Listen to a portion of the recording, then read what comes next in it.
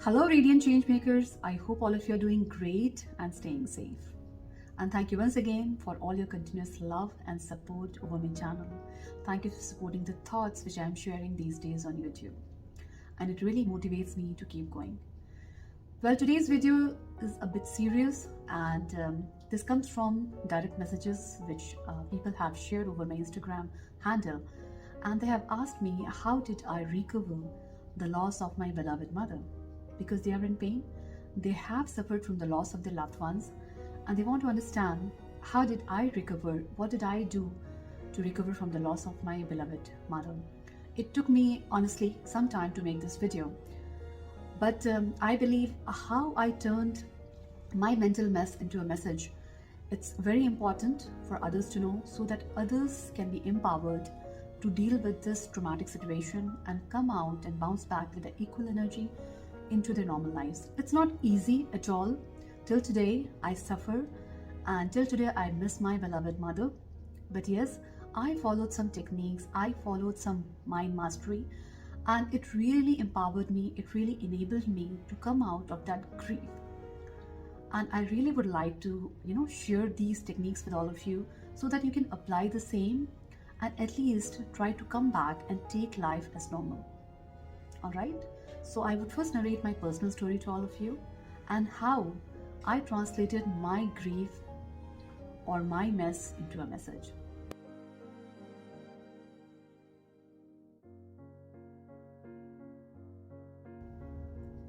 Everything was perfectly normal in my life. I was a corporate woman, quite busy into my professional life.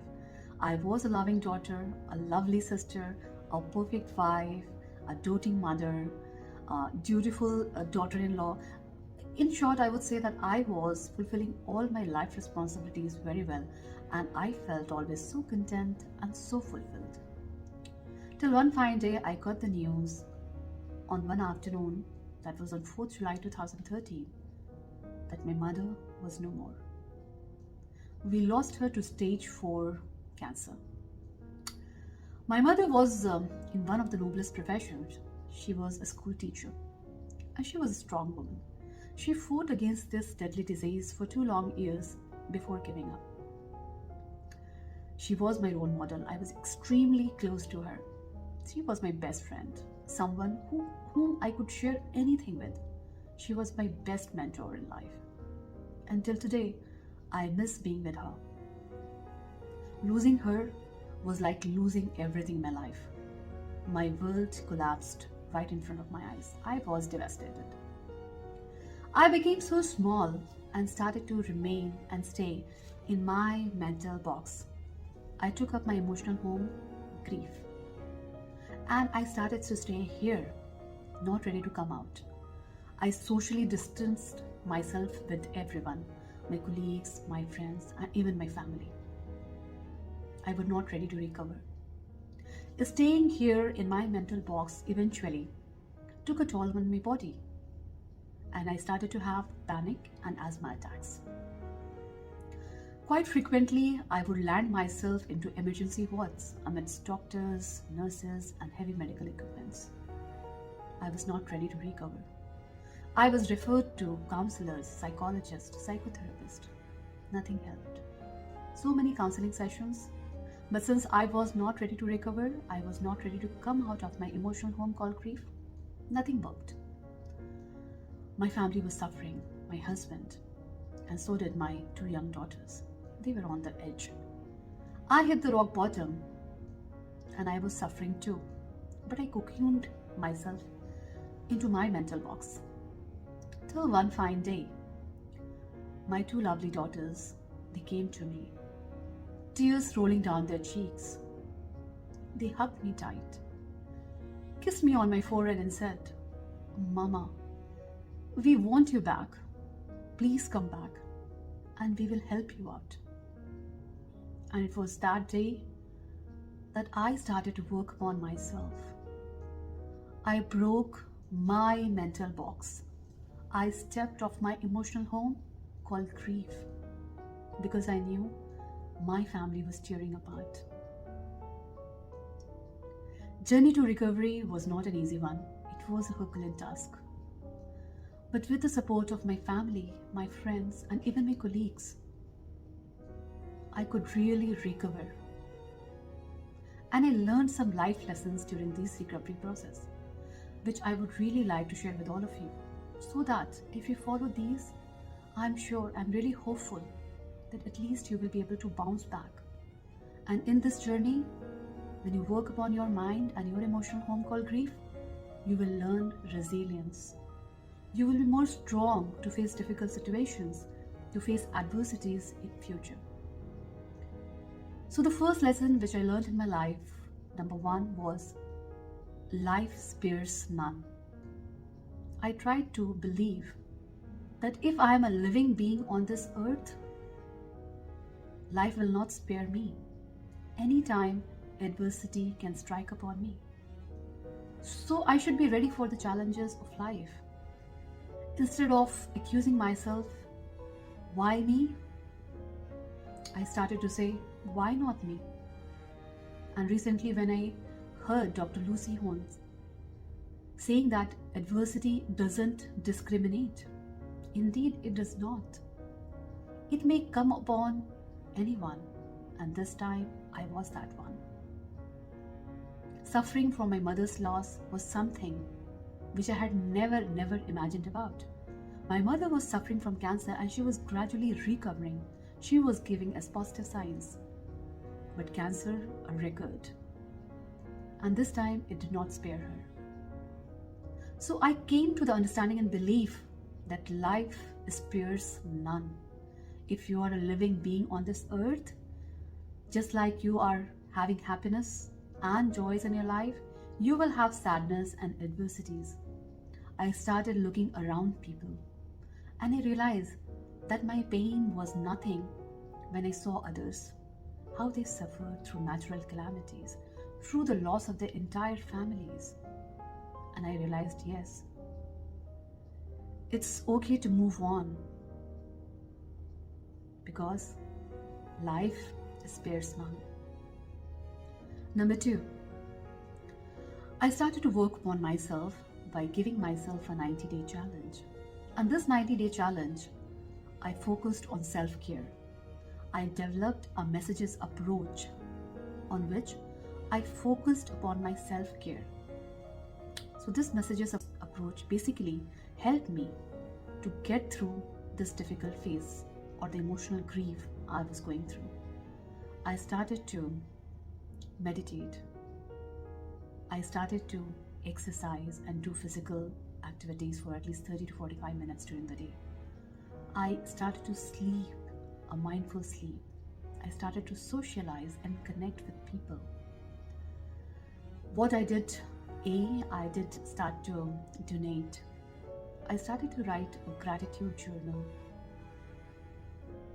I started to eat healthy, focus on mindful eating. And last but not the least, I started to have hobbies, things which I love to do. So basically from this messages approach, I learned to focus upon myself and my self-care. And eventually, it diverted my attention, it shifted my mind from grief to my self-care. Number three, I started to talk to my emotions. Grief was my biggest emotion at that time. I started to hear it out. I started to understand what I was feeling. I was feeling paralyzed. I was feeling hopeless. I was feeling annoyed. I was feeling sad. I started to listen to my feelings and what my body was telling me, what cues my body was giving me. Just as I would treat my best friend in a difficult situation, I started talking to myself. I tried to distance myself from my grief and started to ask it questions. What can I do to make you feel better? I softened myself upon it. And gradually what I realized, that I started to give solutions to overcome my grief. And it was unbelievable. The more I acknowledged, the more I became aware of my grief, the more solutions I got to recover from it. So it's a beautiful feeling if you become aware and if you acknowledge your grief or what emotions you're going through. Listen to them, talk to them, don't suppress them. don't just let them go away, or just don't superimpose them with negative positivity. It won't help, because it keeps on piling up and it will be even more toxic. Let your emotions surface up. Attend to your emotions, because after you attend to your emotions, you are going to be stronger mentally, and that is my practical experience. When I was trying to speak to my emotions, what I learned was I came up with solutions. And I realized that instead of sulking for my mother's death, I should be doing things to cherish her life. She was a strong woman, and I ended up doing things which would make her proud if she was alive. I grew my hair and donated it twice for cancer patients, because I remembered she would always call me and ask me for a wig. She was losing her hair to chemotherapy and radiotherapy. So I donated my hair and I had amazing sense of fulfillment. Even my two lovely daughters, they joined me in this noble initiative, and at a very young age they donated their hair. I traveled to Holy Makkah twice and performed Umrah on her behalf. She always wanted to do Hajj and Umrah after her retirement, but life took her away. So honestly, I just prayed to Allah that I wish I could do Umrah on her behalf, and Allah paved way to my intentions. I did Umrah for her twice, and that was something so meaningful for me. Also, I wrote a lovely article for her as a tribute to her, narrating her life, which ran in front of my eyes. It was a difficult article to write to, but finally I did it. And it was published in one of the leading journals here. When the readers read it and they reached out to me, they said the article brought tears to their eyes and they could relate to the story so well. The amazing sense of satisfaction surfaced, and I was so happy that I could write something which would make her proud. It was a lovely tribute. The fourth thing which I did was started practicing gratitude. I started writing a gratitude journal, and I listed everything which I was grateful for or which I was blessed for. There were so many things people don't get, right? And they have a remorse over it and they cry over it. This strategy really helped me when I started to write at least 5 to 6 things which I was really grateful for, which God had blessed me. And this gratitude journal at the end of the day would get me immense satisfaction. It would tell me that if I am missing out a few things in my life, there were so many other things which God has blessed me, and I should be thankful for those. And I gradually recovered from my grief, thinking about I'm blessed with so many other things in my life. The fifth wonderful thing which I believe I'm doing right now is starting the journey of a life coach. I cannot explain to you how much happy I have been feeling when people ask me this question, or my clients reach me out with this question, how to deal with the loss of their loved ones. I give them my advice on my journey towards recovery, and they are really able to recuperate from it. This is a challenging time. COVID-19 has given us breaking points. Many people have lost their near and dear ones.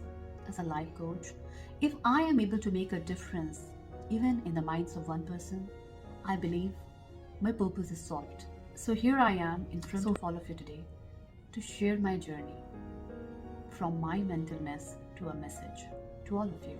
And I'm sure with these 5 techniques, you will be a better person. Obviously, the grief or the sorrow or the trauma doesn't go so easily, but it needs our conscious efforts, our mindful efforts to move along. It's important to understand that life doesn't spare anyone, but yes, it gives you so many other things which you feel grateful for, which you feel blessed for, and keep on doing things which make the people who have left you so proud. Today, whenever I do any noble task, I look up at the sky. I see my mom there, and I know she's smiling back at me upon everything. Isn't it a beautiful feeling? So cherish the lives of the ones whom you love.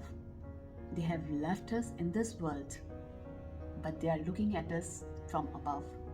They are with us every time, every moment. Thank you.